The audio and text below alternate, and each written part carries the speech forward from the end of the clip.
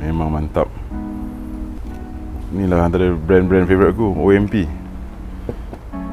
Tapi kat sini bukan aja OMP, ada Alpine Star. Nampak ni guys, nampak tak?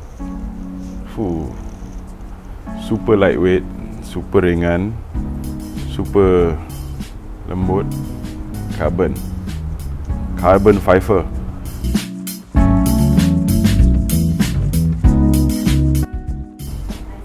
OMP, Alpine Star, Sparko, semua benda ada sini tu. Ini yang paling kau lah bro. Tak silap aku lah, ni yang sampai 20 lebih ribu ni. Sebab colour dia bukan sebarang-sebarang. Dia akan bagi tahu kau, colour ni akan bagi tahu kau ketahanan helmet tu. So certain races perlu pakai helmet yang ikut spec, especially the GT cars. Kau tak boleh pakai helmet walaupun dia FIA, tapi ada certain grade sebab nak absorb impact. Macam ni pun, ni hijau, ada hijau, kuning, purple, ada black pun. So kenapa ada bonggol? So ada helmet lah, boleh masuk helmet. So racing suit daripada segi custom, ready made suits, semua ada kat sini. Kau pilih je. Ni guys, inilah namanya Hans. Benda ni pakai kat leher sini, supaya bila korang langgar, benda ni akan support leher kau. Alright guys, kau dah nampak LMS apa kan? Dah tahu apa diorang jual kan? Sekarang kita tanya bos sekejap. Jom interview Mark Darwin.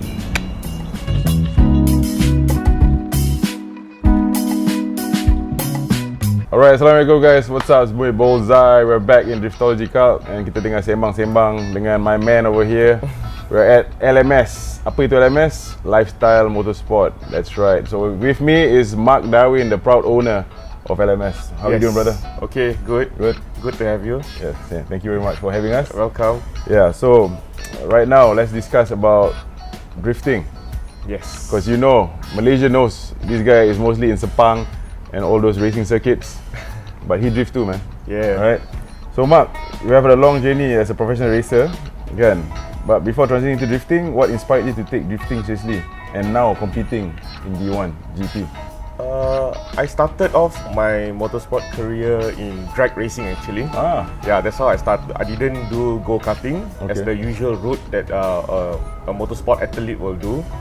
So I started drag racing and I did well a couple of years, and from there I got picked up by Red Bull to be sponsored to try on circuit racing then. Nice. Yeah, so I was privileged enough to pick up by Red Bull. So then I started track racing and after a couple of years been doing it, did okay, decent, and I think it's time to move on to try something new, right? Yeah, so drifting is obviously the next path for me to try that I always wanted, because even before I started drag racing or circuit, I used to go and watch, Speed City and all. I was like, as a spectator, I was like amazed by how these guys can, tandem so well, drift so well. It's like the car is like out of control, but they are always in control, and they know how they can drive the car in that certain way lah. And it's like a show. Drifting is always a show to the spectators, and you get the spectators to be involved. And it's a nice show to do lah. Not like circuit spectators always, like, to be honest, they will only want to view crashes, right? They don't want to view like you going around the corners. Nothing interesting. Only things that are interesting to them is when you crash or something like that. Yeah, but drifting is totally very different. It's like drag, drag is like always very intense. Drifting so it's very intense. Short blast, but very intense. Yeah.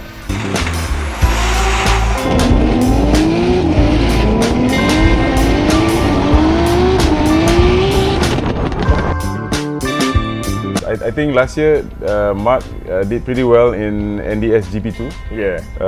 And now he's still in GP2 because he needs to finish on the top podium overall. Then you're not allowed to.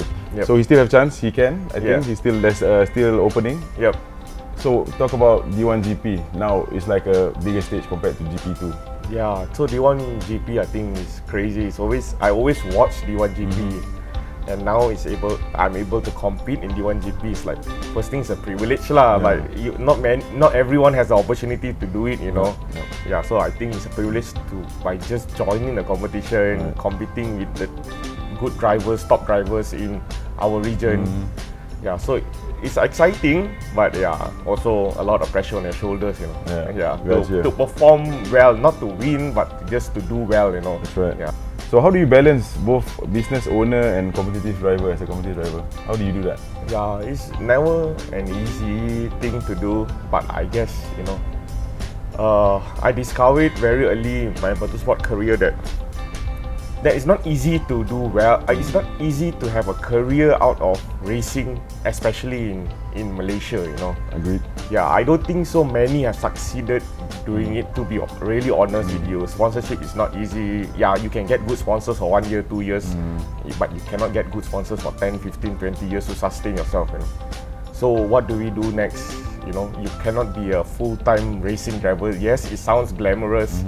Everyone wants to be a full-time racing driver, but it's not sustainable. So yeah, so I took it early in my career that I want to do something but revolve around motorsport. So this is the niche that I choose. Everyone has different niche. Some of them do become a race engineer. Some of them become a driver coach. That's your niche. Yeah, my niche is into this business that I'm passionate about providing proper equipment to drivers, proper education on why you should choose this and not this for your right application. And coming from a driver's background, I think I can provide good input for you. And I've tried few different disciplines as well, so I know which works for what. And yeah, I'm sure that my recommendation will add a lot of value to my customers 100%, as well. 100%. As you can see, a lot of drivers in NDS itself has a lot of beautiful racing suit. You know, they look super cool now, super professional thanks to this guy. Yeah. Because I know I want to be one of those guys, but soon it's all about the money. Simpan duit dulu.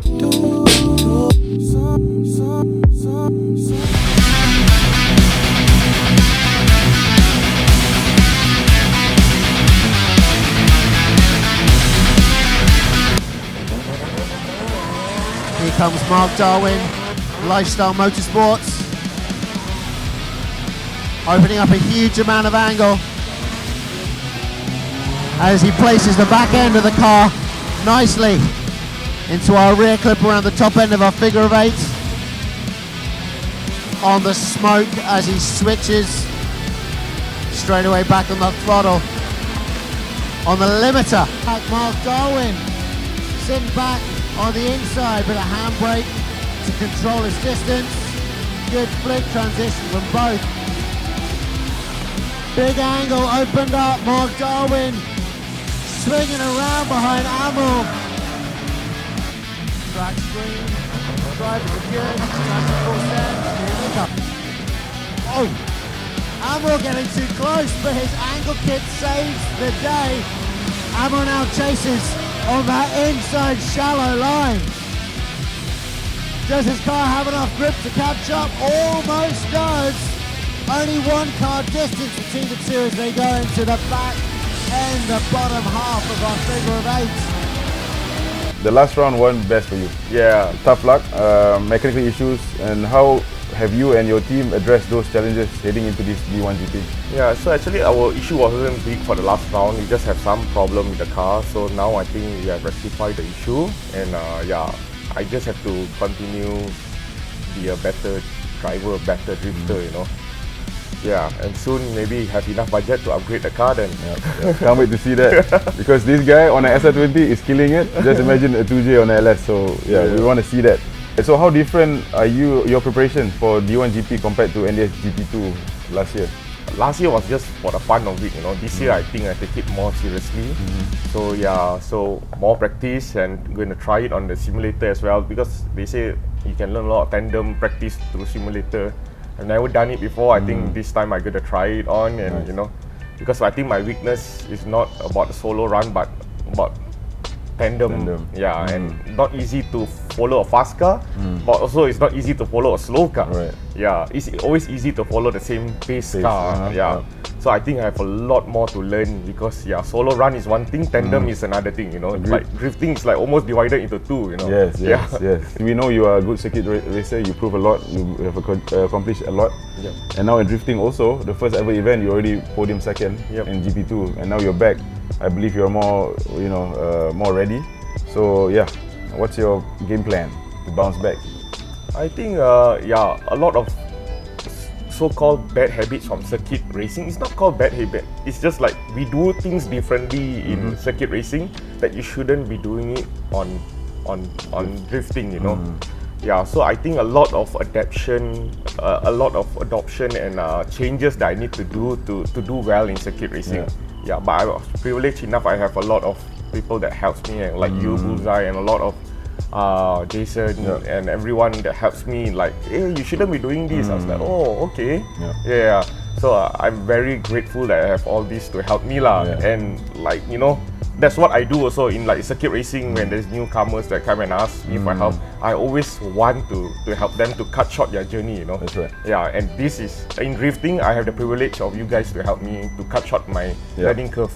I think that's the best way. The seniors, the Otai, come and help the new generation so that, again, like you said, cut short the journey, because we don't want you to waste your time. We want to see more pro drivers. Like for us, NDS, we want to see more GP drivers involved, because the GP2 is where you start, groom yourself, and then GP is where you full send.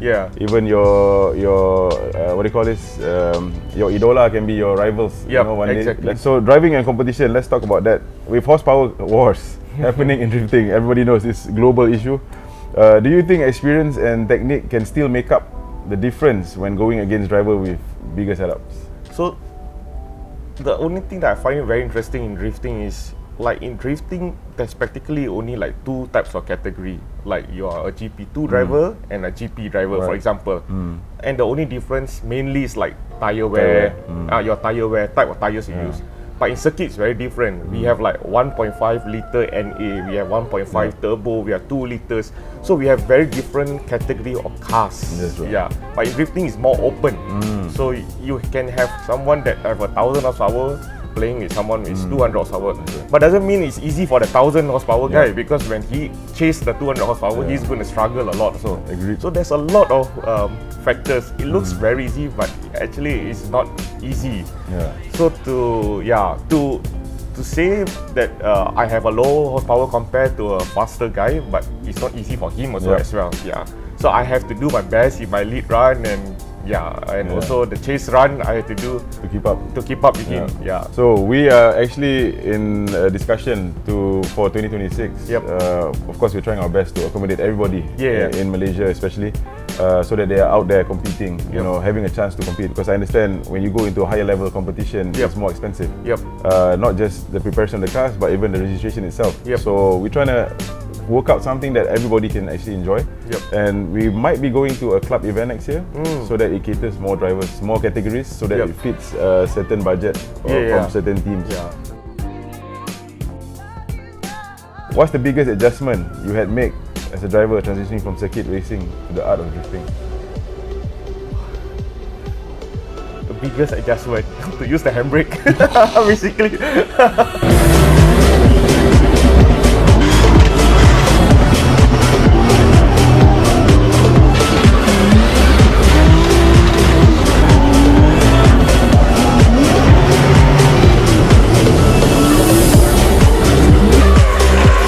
I see him struggling always, like, when do I pull this thing? Exactly. So like when I first started drifting, I didn't use the handbrake. It's like, what's the use of this handbrake, right? But after that, then you learn how to use the handbrake and all. And I think it's good. Like, for example, if I don't know, you watch, I have a very intense battle 2 weeks ago in circuit racing. We have like close fight between 3 cars for the last 5 laps, I think. And we were like juggling with position, switching position and everything. And the last corner, last lap, I got knocked out a little bit and I dropped to P3.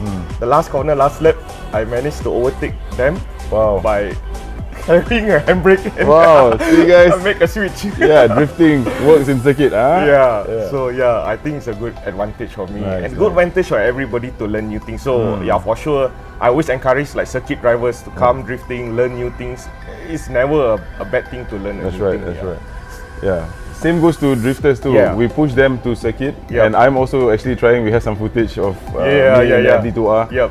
I think it makes sense Yep. because we understand the discipline is more in circuit. Yep. You gotta be more disciplined. But Yep. in drifting also there's a discipline, but Yes, different kind of way. exactly. Yes. Yeah. So yeah, amazing what he can do applying drifting skills in circuit. Yeah. So now let's talk about the industry and also the lifestyle. All right. So being so involved in motorsport, not only as a driver but also an apparel supplier, what's your perspective on the growth of motorsport culture in Malaysia right now, especially drifting? I think the motorsport culture is growing, especially in the circuit. I think circuit is really growing, especially in Malaysia.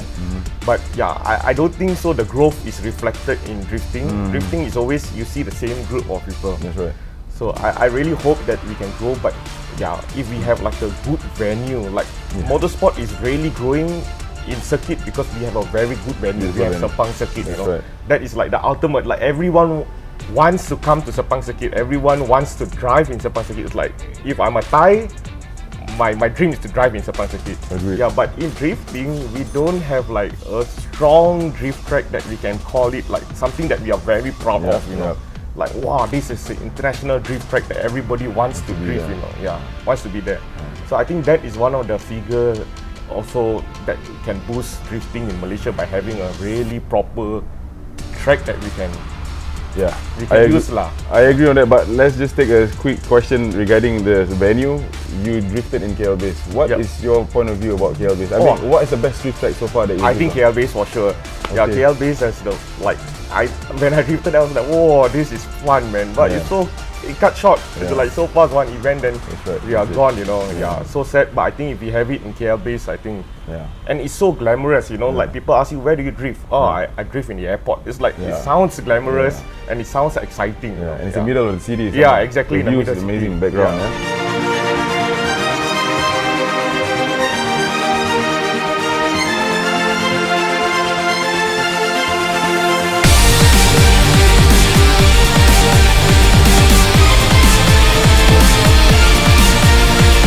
Finally, what message would you like to give to your fans and supporters who will be coming and cheering for you in D1 GP Malaysia? Thank you. Please come because in motorsport it's hard. We need sponsors, Yeah. but sponsors needs people that view the event, spectators and everything. So actually, spectators play the biggest part in motorsport. You know, without you guys, we would never get sponsors. We never get sponsors. We would never be doing motorsport Good, events. yeah. So you can play a big role by coming to an event, joining the event, buying like merchandise and all, supporting the event, paying for the tickets and everything. Yeah. Because the small role you do actually impacts the drivers as well. True. Yeah. Yeah. So please come for D1 Grand Prix and hope to see you guys soon. Yep, 13-14 September guys, APD Cruise Circuit, D1 GP Southeast Asia Round 1 and 2 is the season opener for the Southeast Asia Series. Come support your boy, Thank Mark you. Darwin from LMS. Alright guys, it's me Bullseye. Thank you for watching Driftology Cult. Assalamualaikum. Signing out. See you. Peace.